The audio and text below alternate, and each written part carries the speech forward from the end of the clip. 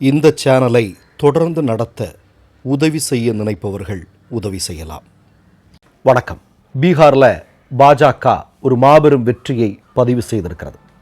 ஆனால் இது எப்படி? அமித்ஷா வாக்கு எண்ணிக்கை நடைபெறுவதற்கு முன்னாலேயே ஒரு கூட்டத்தில் சொல்கிறார், நாங்கள் 160 இடங்களில் வெற்றி பெறுவோம், அதெல்லாம் என்னால் சொல்ல முடியும் அப்படின்னு சொன்னார். ஏறத்தாழ அவர் சொன்ன மாதிரியே 162 இடங்களில் பாஜக கூட்டணி வெற்றி பெற்றிருக்கிறது. அதாவது வாக்கு எண்ணிக்கையெல்லாம் நடத்த வேண்டாம், அமித்ஷாவுக்கு தெரியும், அமித்ஷா என்ன சொல்கிறாரோ அதுதான் நடக்கும். ஆனால் இந்த வெற்றி எப்படி சாத்தியமாகி இருக்கிறது அப்படிங்கிறத நீங்கள் தெரிஞ்சுக்க வேண்டியிருக்கிறது. முதல் விஷயம் எடுத்துங்க. பீகாரில் சீமாஞ்சல் அப்படின்னு சொல்லக்கூடிய ஒரு பகுதி இருக்கிறது. இந்த பகுதியில் 60% அதிகமானவர்கள் முஸ்லீம் மக்கள். பிறகு அந்த பகுதியில் அதிகமாக வசிக்கக்கூடியவர்கள் யாதவ சமூகத்தை சார்ந்த மக்கள். இந்த யாதவ சமூகமும் முஸ்லீம் சமூகமும் இருக்கக்கூடிய அதிகமான வாக்காளர் இருக்கக்கூடிய பகுதியில் அதிகமான இடங்களில் பாஜக எப்படி வெற்றி பெற்றது? அந்த கேள்விக்கு யார்கிட்டையும் பதில் இல்லை. ரெண்டாவதாக, இந்த வாக்கு எண்ணிக்கை நடைபெற்று கொண்டிருக்கும் போதே காங்கிரஸ் சார்பில் ஒரு செய்தி வெளியிடுகிறார்கள். அது என்ன அப்படின்னா, பீகாரில் சிறப்பு வாக்காளர் திருத்த பட்டியல் அமல்படுத்தப்பட்டதல்லவா, அதனால தான் பாஜக இங்கே வெற்றி பெற்றிருக்கிறது என்று சொல்கிறார்கள். அதற்கு அவர்கள் காரணமாக சொல்வது என்பது, மொத்தமாக பதிவான வாக்குகள் இருக்கிறது அல்லவா, அதில் 50% அதிகமான வாக்குகள் பாஜகவிற்கு கிடைத்திருக்கிறது. இது எப்படி சாத்தியம்? இது ஒருபோதும் சாத்தியம் இல்லாத விஷயம். 50% அதிகமான வாக்குகள் பாஜகவிற்கு எப்படி விழுந்திருக்கிறது என்றால், அது தேர்தல் ஆணையம் கொண்டு வந்திருக்கக்கூடிய சிறப்பு வாக்காளர் திருத்த பட்டியல்தான் என்று காங்கிரஸ் சொல்கிறது.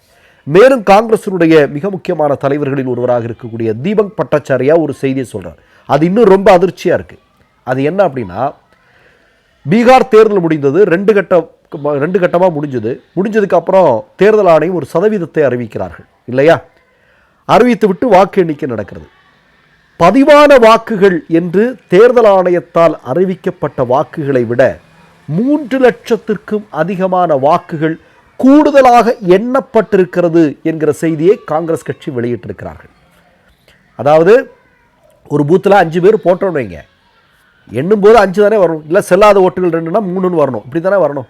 ஆனால் 5 ஓட்டுக்கள் தான் போட்ட இடத்துல 50 ஓட்டுக்கள் எண்ணி இருக்கிறேன்னு சொன்னால் எவ்வளோ பெரிய பித்தலாட்டம். அது பீகாரில் தேர்தல் ஆணையத்தால் நடத்தப்பட்டிருக்கிறது அப்படிங்கிறத காங்கிரஸ் கட்சி சொல்லியிருக்கிறார்கள். ஏற்கனவே உங்களுக்கு நல்லா தெரியும், ராகுல் காந்தி இந்த தேர்தல் முடிவுகள் வர்றதுக்கு முன்னாடி அவர் சொல்லிட்டாரு, ஹரியானாவில் செய்ததை போன்ற பித்தலாட்டங்களை பீகாரிலும் செய்திருக்கிறார்கள் என்பது. போதாக்குறைக்கு நமக்கு எல்லாருக்குமே தெரியும், நமக்கு வீடியோ ஆதாரங்கள் இருக்கிறது இல்லையா? சிசிடிவி கேமராக்கள் அணைக்கப்பட்டது. அதே மாதிரி நீங்கள் பார்த்தீங்க அப்படின்னா, இரவில் லாரிகளில் கட்டுக்கட்டா பெட்டிகள் உள்ளே போனது. அது என்ன பெட்டிகள், எதற்காக போனது அப்படிங்கிற கேள்விக்கு இந்த நொடி வரையிலும் பதில் இல்லை.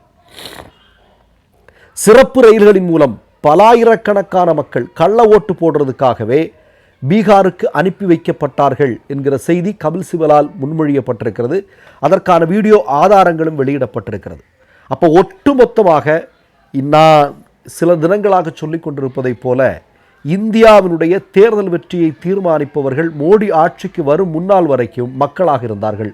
ஆனால் இன்றைக்கு அது மோடியும் அமித்ஷாவும் தேர்தல் ஆணையமாக மாறியிருக்கிறது அப்படிங்கிறதா இன்றைக்கு மக்கள் பேசி கொண்டிருக்கக்கூடிய விஷயமாக இருக்கிறது. நீங்கள் நல்லா கேட்டுக்கணும். பீகாரில் இன்றைக்கு ராகுல் காந்தி ஆகட்டும், தேஜஸ்வி யாதவ் ஆகட்டும், இவர்களுடைய பிரச்சாரத்திற்கு கூடிய கூட்டத்தை நீங்கள் கவனித்திருப்பீர்கள். மோடியினுடைய அமித்ஷாவினுடைய கூட்டத்திற்கெல்லாம் ஆள் இல்லை. நிதிஷ்குமாருடைய கூட்டங்களுக்கு ஆள் இருந்தது, அதை நான் மறக்கவில்லை. ஆனால் மோடியினுடைய கூட்டத்திற்கோ பாஜகவினுடைய கூட்டத்திற்கோ ஆள் இல்லை. மோடியினுடைய ஆட்கள் வாக்கு சேகரிக்க சென்றால் ஓட்சோரி என்று சொல்லி அவர்களை விரட்டி அடிக்கக்கூடிய காட்சியை பார்த்தோம். 5 வருடங்களுக்கு பிறகு தங்கள் சொந்த தொகுதிக்கு வாக்கு கேட்பதற்காக வந்த பாஜக தலைவர்கள் எப்படியெல்லாம் விரட்டி அடிக்கப்பட்டார்கள் அப்படிங்கிறதையும் நம்ம கவனித்தோம்.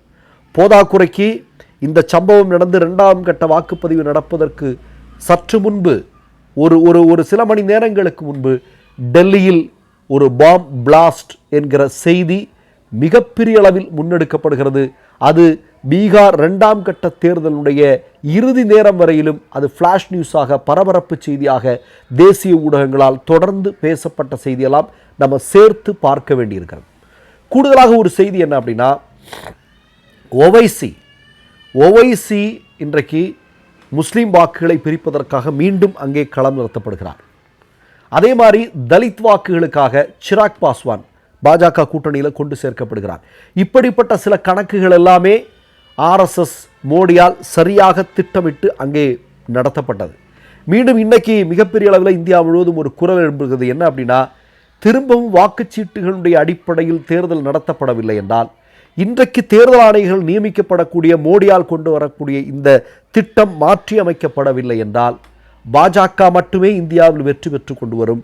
அது வெற்றி பெறுவது என்பதை எங்கே கொண்டு நிறுத்தும் அப்படின்னா, இந்தியா ஜனநாயகம் என்பதை இல்லாமல் ஆக்கிவிட்டு, இந்தியாவில் தேர்தல் என்பதை இல்லாமல் ஆக்கிவிட்டு, ஒற்றை ஆட்சி முறை என்கிற விஷயத்திற்குள்ள பாஜக இந்தியாவை கொண்டு வருவதற்கான திட்டம் இதற்கு பின்னால் இருக்கிறது. அதற்காகத்தான் எஸ்ஐஆர் என்று சொல்ல சிறப்பு வாக்காளர் திருத்த பட்டியல் எடுத்து கொண்டிருக்கிறார்கள் என்பதை நாம் மறுக்க முடியாது. அவர்கள் என்னன்னா, இந்தியாவில் இருக்கக்கூடிய இந்தியாவுடைய பூர்வ குடிமக்களை இந்தியாவிலிருந்து இவர்கள் குடிமகன்கள் அல்ல என்று விரட்டி அடிப்பதற்கான ஒரு திட்டம் இந்த எஸ்ஐஆர் பட்டியலுக்கு பின்னால் ஒளிந்திருக்கிறது என்பதை மறக்க முடியாது. இப்போ காங்கிரஸ் கட்சி சொல்ற மாதிரியே சிறப்பு வாக்காளர் திருத்த பட்டியலும் இன்றைக்கு பாஜக வெற்றி பெறுவதற்கு மிக முக்கியமான காரணம், அடுத்ததாக தேர்தல் நடக்கவிருக்கிற தமிழ்நாடு, கேரளா மாதிரியான மாநிலங்கள், அங்கு இருக்கக்கூடிய மக்கள் என்ன செய்ய போகிறார்கள் என்பதுதான் இன்றைக்கு மிக முக்கியமான கேள்வியாக இருக்கிறது.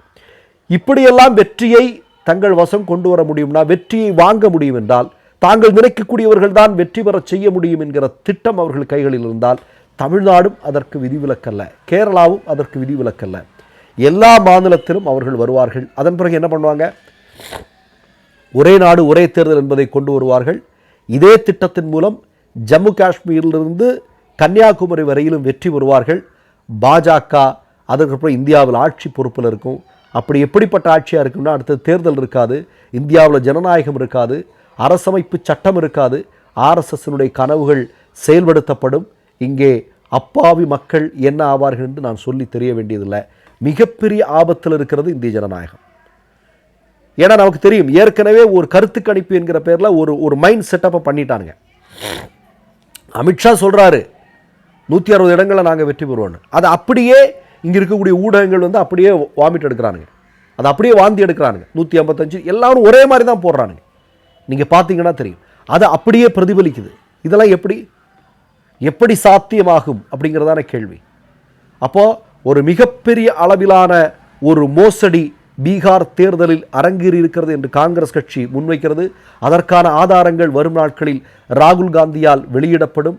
பாஜக வெற்றி பெறுவது என்பது மீண்டும் மீண்டும் சொல்கிறோம், அது இந்தியாவிற்கு நல்லதல்ல, இந்திய ஜனநாயகத்திற்கு நல்லதல்ல, இந்திய அரசமைப்பு சட்டத்திற்கு நல்லதல்ல. இன்றைக்கு இந்தியா என்று சொல்லக்கூடிய உலகின் மிகப்பெரிய கூட்டாட்சி தத்துவத்தினுடைய அடிப்படையில் இயங்கக்கூடிய நாட்டிற்கு நல்லதே அல்ல என்பதை மீண்டும் சொல்லிக்கொள்ள விரும்புகிறேன். மற்றொரு நிகழ்வில் சந்திப்போம். நன்றி, வணக்கம். 3 யூடியூப் சேனல்கள் வியாபாரத்திற்கு இருக்கிறது. தேவைப்படுபவர்கள் இந்த எண்ணுக்கு தொடர்பு கொள்ளுங்கள். மை நேம் இஸ் ரெட் சேனலை சப்ஸ்கிரைப் பண்ணிக்கோங்க. அதுக்கப்புறமா பக்கத்தில் இருக்கிற ஜாயின் பட்டனை கிளிக் பண்ணீங்கன்னா ஒரு நியூ பேஜ் ஒன்று ஓப்பன் ஆகும். அதுலேயும் ஜாயின் பட்டனே கிளிக் பண்ணிக்கோங்க. அதில் பார்த்தீங்கன்னா credit R debit card options இருக்கு. இதில் உங்களுக்கு விசா, மாஸ்டர் கார்டு, ரிப்பே அப்படின்னு 3 ஆப்ஷன்ஸ் கொடுத்துருக்காங்க. அதில் நீங்கள் எந்த கார்டு சூஸ் பண்ணுறீங்களோ அந்த கார்டோட நம்பர் என்டர் பண்ணிக்கோங்க. அப்புறமா கார்டோட வேலிடிட்டி மந்த் அண்ட் இயரை டைப் பண்ணிக்கோங்க. அடுத்தபடியா உங்க கார்டோட பின்னால சிவிசி கோடுன்னு சொல்லிட்டு 3 நம்பர்ஸ் கொடுத்துருப்பாங்க.